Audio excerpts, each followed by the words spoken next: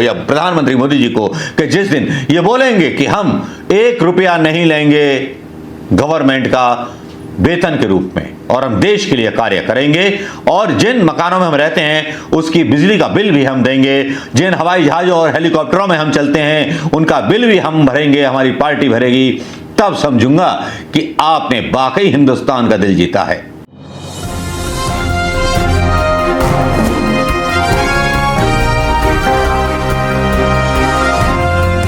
दोस्तों नमस्कार, मैं मनोज कुमार शर्मा आजाद हिंद आवाज न्यूज के लिए आपके बीच में एक बार फिर। दोस्तों आज प्रधानमंत्री की एक घोषणा होती है जिस बीच ट्रंप जो है धमका रहे हैं अपनी कंपनियों को कि भारत में एप्पल फोन मत बनाओ। उस बीच होती है जब टैरिफ आतंकवाद लाद रहे हैं भारत पर अपने टैरिफ प्लान का। उस वक्त आती है जब इंडो पाक पर ट्रंप जो है प्रधानमंत्री की बेइज्जती कर देते हैं पहले ऐलान करके। 140 करोड़ लोगों का सर शर्म से झुक जाता है ट्रंप के ऐलान पर। अगर ट्रंप इतने बड़े दोस्त थे तो एक पॉलिसी मैटर था, एक दोस्त को दोस्त की इज्जत रखनी चाहिए थी, लेकिन ट्रंप ने तो प्रधानमंत्री मोदी जी को जैसे नंगा करने की कसम खा रखी थी। एक विश्वसनीयता हिलाने का काम किया ट्रंप ने, ठीक उसी तरह से जिस तरह की कोशिशें इंदिरा गांधी के जमाने में आईएसआई मतलब जो इनकी वो थी सीआईए वगैरह गुप्तचर संस्थाएं किया करती थी हिंदुस्तान को विकास से रोकने के लिए, क्योंकि नेहरू एक इतना बड़ा चैलेंज था इनके लिए, जिस नेहरू पर आज गर्व नहीं करते प्रधानमंत्री मोदी, इंदिरा गांधी पर गर्व नहीं करते। आज जब विपक्षियों को भेजा है, कांग्रेसियों को भेजा है, वो कांग्रेसी भी शायद उनके जज्बात मर चुके हैं। क्या मर चुके हैं क्या नहीं मर चुका मैं नहीं कह सकता। निशिकांत दुबे जैसे व्यक्ति बाज नहीं आते 1971 के युद्ध को लेकर के दुनिया भर की घटिया बयानबाजी करते हैं, लेकिन आज जो प्रधानमंत्री ने बोला आज सबको सुनना चाहिए था। प्रधानमंत्री को तब भी लोगों ने सुना था जब नोटबंदी पर उन्होंने कुछ दिन मांगे थे और कहा था आतंकवाद को हरा देंगे। आतंकवाद से प्रधानमंत्री नोटबंदी से लेकर पहलगाम तक लड़ते रहे। भले ही राफेल शहीद हुए, क्या हुए, कंपनियां फ्रांस की आ रही हैं जांच करने के लिए कि राफेल क्यों गिरे, लेकिन हम किसी भी दावे को सच नहीं मानते, क्योंकि हमारी सरकार उस दावे को खारिज करती है जिसमें यह कहा जाता है कि फ्रांस की कंपनियां जांच करने आई थी और मोदी जी ने मना कर दिया। लेकिन हम आज की बात करेंगे, वर्तमान की बात करेंगे, जिस वर्तमान में हमारे प्रधानमंत्री मोदी जी आह्वान करते हैं पूरे देश का। आज बात उसी पे करेंगे। आह्वान करते हैं पूरे देश का कि हम अब वक्त आ गया है कि हम शपथ लीजिए विदेशी वस्तुएं नहीं खरीदेंगे, तभी सफल होगा ऑपरेशन सिंदूर। जब ऑपरेशन सिंदूर से बात जुड़ती है तो देश की भावनाओं में उबाल आने लगता है, क्योंकि सिंदूर हर आदमी के खून में बहने लगा है जिस दिन से प्रधानमंत्री मोदी के खून में बहने लगा है।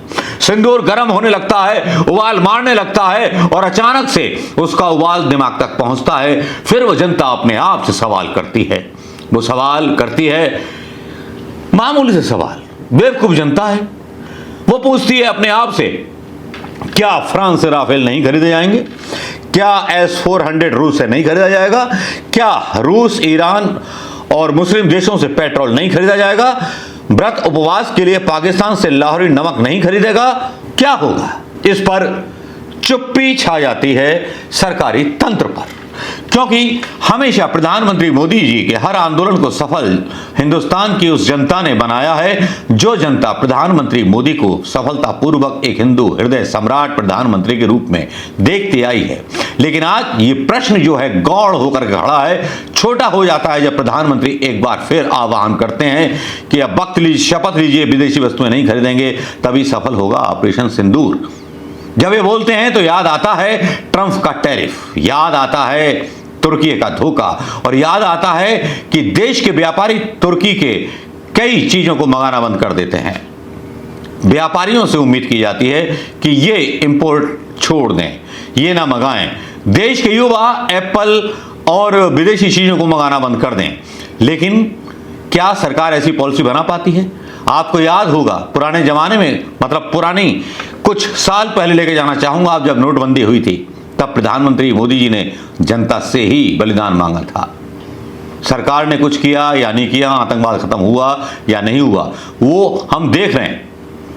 उसके बाद फिर से कुर्बानी मांगी गई, कुर्बानी मांगी गई इस नाम पर, करुणा के नाम पर, और फिर थाली भी बजी, थाला भी बजा और डंका भी बजा। और वैक्सीन बनाने वाले जिस वैक्सीन पर सवाल उठाया जाता है कि जिसको वैक्सीन लगी है उस पर फोटो लगा गई प्रधानमंत्री मोदी की, और जब लोग मरने लगे अचानक उस वैक्सीन के रिएक्शन से 2 साल बाद 3 साल बाद वो फोटो हटा दी गई। वैसे ही फोटो प्रधानमंत्री मोदी ने अब लगवाई ऑपरेशन सिंदूर की सैनिक वेश में छाप करके। प्रधानमंत्री मोदी जी अपनी पब्लिसिटी से कभी पीछे नहीं हटते, लेकिन उम्मीद जनता से रखते हैं। क्या प्रधानमंत्री मोदी जी की हिम्मत है कि टैरिफ वार अमेरिका के खिलाफ शुरू करें, या उनके अंदर हिम्मत है उन देशों के खिलाफ जो देश हिंदुस्तान के साथ नहीं बोले? इंडो पाक टेंशन में जब पाकिस्तान ने हमारे लोग मारे थे तो ऐसा क्या हुआ कि जो देश थे, जो अगर हम विश्वगुरु बन चुके हैं जैसा कि बोलते हैं संघ के लोग और बीजेपी के लोग, अगर हम विश्वगुरु बन चुके हैं तो उन लोगों ने, देशों ने हमारा साथ क्यों नहीं दिया?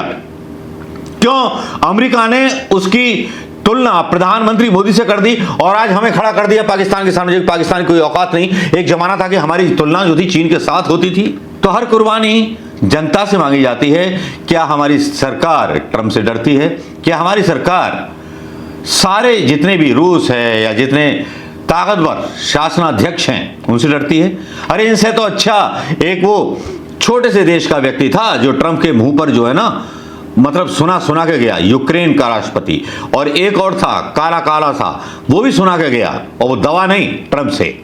लेकिन हमारे प्रधानमंत्री लगता है जैसे देश का वेतन ले रहे हैं और सलाह ट्रंप से ले रहे हैं। सरकार भी कुछ करेगी कि नहीं करेगी, या केवल मतलब विपक्ष पर आरोप लगाएगी कि इंदिरा गांधी ने ये कर दिया था 1971 में, 1972 में ये कर दिया था। अरे 70 साल में आपने ये नारा दिया था कि 70 साल में हुआ क्या है?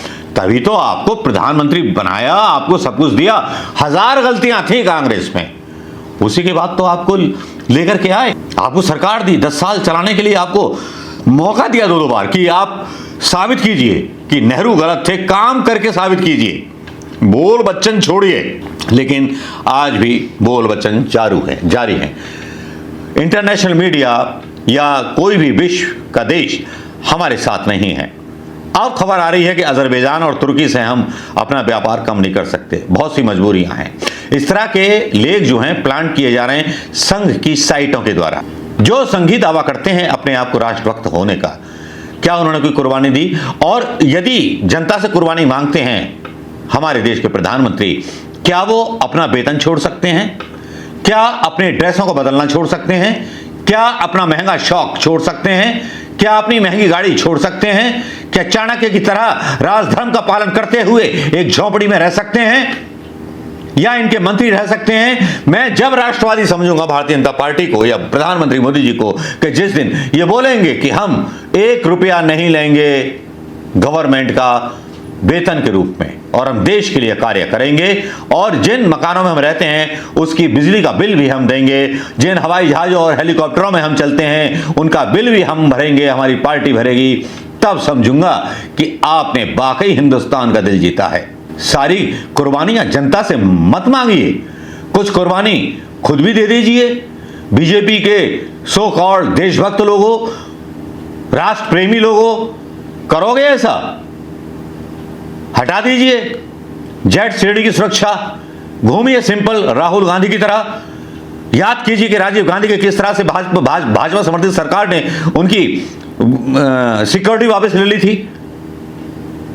अपने पुराने कर्म कभी भी कोई याद नहीं करना चाहता दोस्तों।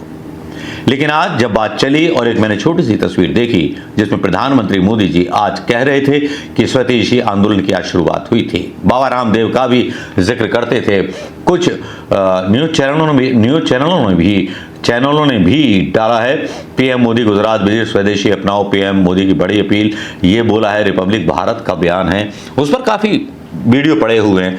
वो वीडियो हम डालेंगे नहीं, क्योंकि वो वीडियो डालने से कब किसकी स्ट्राइक आ जाए। मोहक मंगल के साथ हुआ, और भी लोगों के साथ हुआ है, मेरे साथ भी हुआ है, तो कोई यह वीडियो यहाँ डाला नहीं जाएगा यूट्यूब पर, वो आप देखिए, तलाशिए।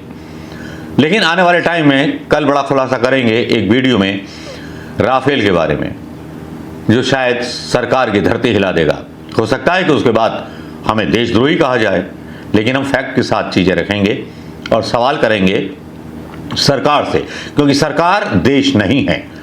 सरकार से सवाल करना देशद्रोह नहीं है।